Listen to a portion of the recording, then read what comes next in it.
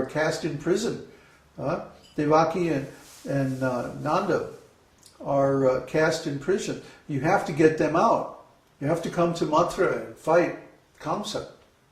So like that, Akrura took Krishna. And similarly, the father of Nityananda, Hadai Pandit, he says, okay, my son might be an incarnation of God, so how can I stop this? It's going to happen anyway. Sooner or later he's going to leave, I know this. So he went to his wife and he said, I think this is the right thing to do, because great souls achieve perfection by serving the sannyasis. He says like this. So we should be willing to make this sacrifice, even though it's our most dear son. And so the sannyasi took Nityananda and went on pilgrimage. And Hadai Pandit and his wife, they were both overcome by tremendous separation. And they both left their bodies very soon after that. But anyway, Nityananda went on pilgrimage all over India. He went to every important place of pilgrimage. And this is stated in the Shastras, that the places of pilgrimage are not just places to go and take a bath. The places of pilgrimage are important because great personalities are to be found there. Not just in the temples, not just in the bathing ghats, but people of transcendental wisdom who can impart knowledge to you, who can give you the absolute truth and show you how to attain enlightenment. So these places of pilgrimage are only powerful because great personalities come there and cleanse them by the dust of their lotus feet. So Nityananda went to all these great places of pilgrimage and he purified all of them just by his presence there. And the list is so long. He went to many, many places. It must have taken him years to go all over India like that. But everywhere he went, he was constantly in ecstasy. He was constantly in his mood of Nityananda. And he demonstrated very powerfully what it is to be a perfect devotee of the Lord. But he was incognito. Nobody realized who he was. Nobody knew. Similarly, Lord Chaitanya at that time was incognito in Nadia. He was playing the role of a great scholar, so that when he finally revealed his real nature as a devotee, then everyone would say, oh, this is the actual perfection of knowledge. See? People in those days were very much into knowledge, but they were dry. They were just following the principles for the sake of following the principles. They weren't really following the principles to gain love of Godhead. So Lord Chaitanya wanted to demonstrate that the actual aim of Vedic knowledge is pure love of God, ecstatic love, spontaneous love, beyond the regulative principles. Where the regulative principles such as celibacy, vegetarianism, lack of speculation, gambling, no intoxication, and so on, these are just taken for granted. It's not like, you have to struggle and think, oh, it's such a big austerity to do. No, you're beyond them. You're way beyond them. Because you're tasting the ecstasy of love of God. And in that ecstasy, there's no consideration of anything material. So what to speak of intoxication and meat eating and stuff? It's not even an issue. It's like, completely accepted already. So these pastimes of Lord Nityananda, before he revealed his actual nature as an incarnation of the Supreme Personality, are to show us the actual way that a devotee manifests. Just like Srila Prabhupada.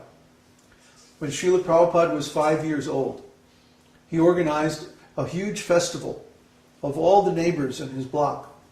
Srila Prabhupada appeared in a very rich aristocratic family. So he had lots of social connections. But at 5 years of age, his only desire was how to please Lord Jagannath. So he organized a Rath Yatra, Jagannath Rath Yatra festival in his neighborhood. And he had all the neighbors cook, and he and his father built a little cart, and they put Lord Jagannath deities on the cart, and all the neighbors pulled the cart down the street with ropes, chanting Hari Hari, Jai Jagannath. like that, at 5 years old. So you see, also Srila Prabhupada manifested these qualities of a very important, very powerful spiritual personality at a very early age. These are only found in great personalities who have specific empowerment by the Lord. So in this case, the empowerment is from Lord Nityananda. Lord Nityananda, as the first expansion of Lord Chaitanya Mahaprabhu, is teaching Lord Chaitanya's message of love of God.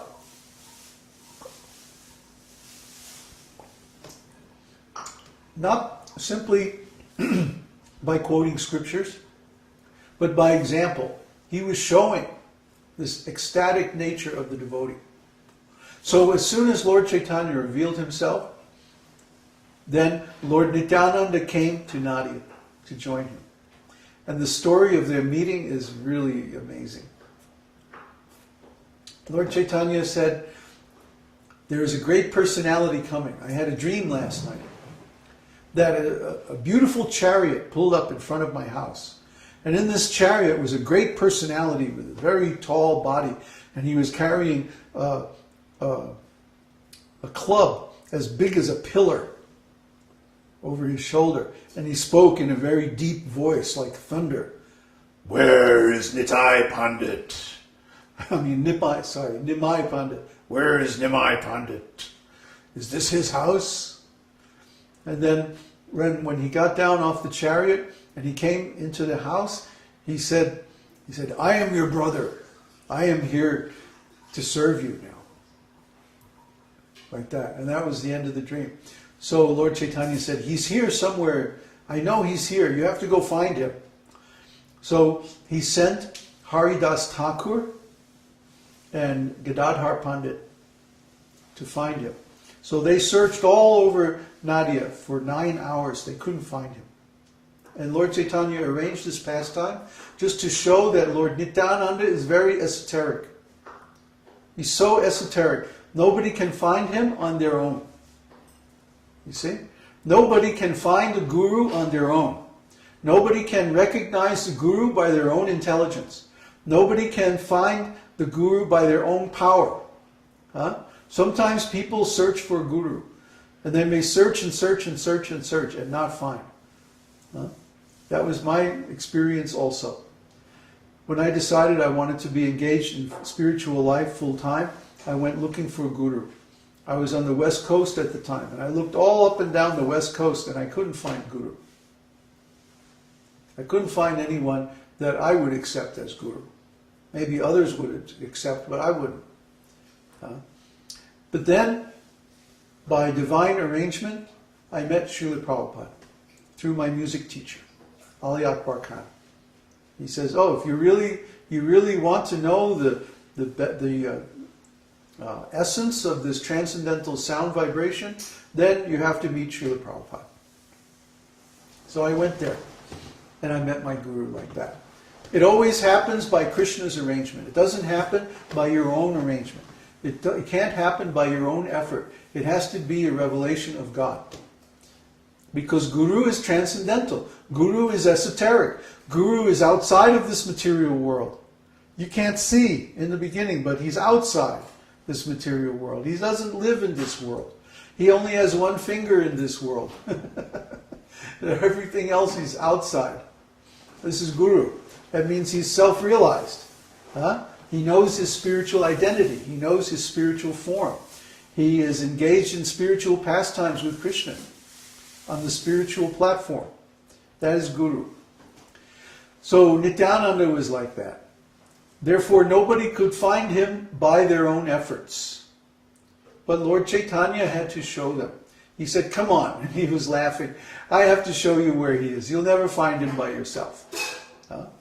So they went to the house of one Brahmana where Lord Nityananda was staying.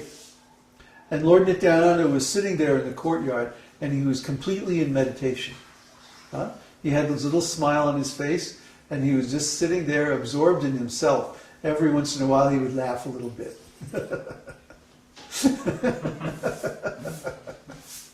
So This is self-realization. So Lord Nityananda was in this trance of self-realization. And when Lord Chaitanya and all the devotees saw Lord Nityananda, they were astonished because he was so beautiful. He was so handsome. His body is very tall and very beautiful in all parts. His arms reach all the way down to his knees. He has this long, curly, flowing hair, just like Lord Chaitanya's. If you see even just his hair, you'll be captivated, what to speak the rest of him. He's so attractive in every way. This is the beauty of God. And then his mood also is very strong. It's like a fragrance of incense. His mood penetrates everywhere around him, like that. So when they saw him, they were all astonished, and they all paid their obeisances spontaneously. And then they went up to him,